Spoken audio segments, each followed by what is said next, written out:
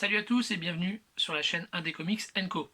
Donc on se retrouve aujourd'hui pour une petite vidéo concernant les sorties VO. Je voulais un peu vous expliquer comment ça fonctionne, simplement parce que j'ai eu en fait plusieurs questions, avis, etc. sur le YouTube et les différents sociaux, et je vois que en fait tout le monde ne sait pas forcément comment ça fonctionne, donc je vous explique ça en 2 petites secondes.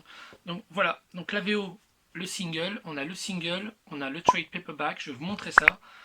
Donc le single, ça se présente comme ça. Donc c'est tout fin, vous pouvez voir, voilà, comme un magazine en fait. C'est 24 pages, donc 24 pages de BD. Ok, ça sort tous les mois, d'accord. Et vous avez le trade paperback, je vais vous le montrer. C'est la même chose, c'est un peu plus gros, regardez, vous voyez. Et en fait, ça regroupe différents épisodes, les mêmes épisodes qui sont sortis en single VO précédemment, soit par 4, par 6, en général c'est par 4 ou 6. Et donc vous retrouvez les épisodes que vous aviez en single.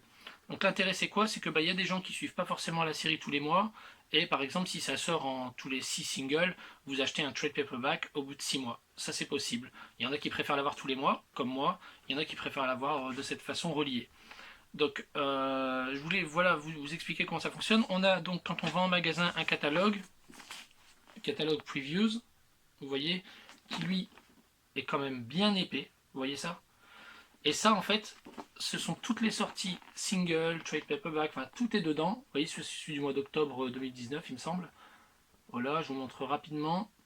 Et en fait, là-dedans, il y a toutes les sorties qui vont arriver dans 2 mois.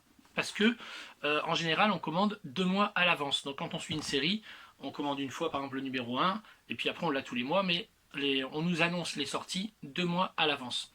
Voilà, donc ça c'est pour ce qui est du single trade paperback. Je voulais vous expliquer un peu comment ça fonctionne. On va revenir simplement rapidement, ça va pas être une longue vidéo, vous voyez, c'est juste pour la présentation sur les avantages. Donc les avantages du single, c'est que tous les mois on a une cover différente et que chaque mois pour un même numéro, il y a des covers différentes. Donc des couvertures différentes, on peut choisir celle qu'on préfère, etc. Donc ça c'est sympa. Ça va vite à lire, c'est 24 pages, donc surtout si vous débutez par exemple en anglais et que vous voulez vous améliorer, avec ça franchement, 24 pages ça va super vite et c'est super simple, donc même s'il y a quelques mots qu'on ne comprend pas et qu'on doit chercher, il n'y a pas trop de soucis là-dessus. Et en fait, vous avez donc des covers, des pages, qu'est-ce que je pourrais vous dire d'autre? Ça se range dans des box en carton, vous avez déjà dû voir ça, des short box ou des long box. Et ça reste véritablement un objet de collection, en tout cas pour moi et pour plein de gens. Le trade paperback c'est un petit peu moins collection, c'est sûr, mais c'est sympa quand même. C'est toujours en souple, vous voyez, parce qu'il y a aussi du hardcover, mais c'est pas pareil. Là c'est toujours en souple, et ça reste sympa, ça regroupe tous les épisodes, et souvent c'est moins cher. C'est moins cher d'acheter ça que d'acheter tous les mois son épisode. Après ça dépend ce qu'on préfère, c'est une question de goût. Voilà, donc je reviens rapidement sur les avantages et inconvénients de chacun.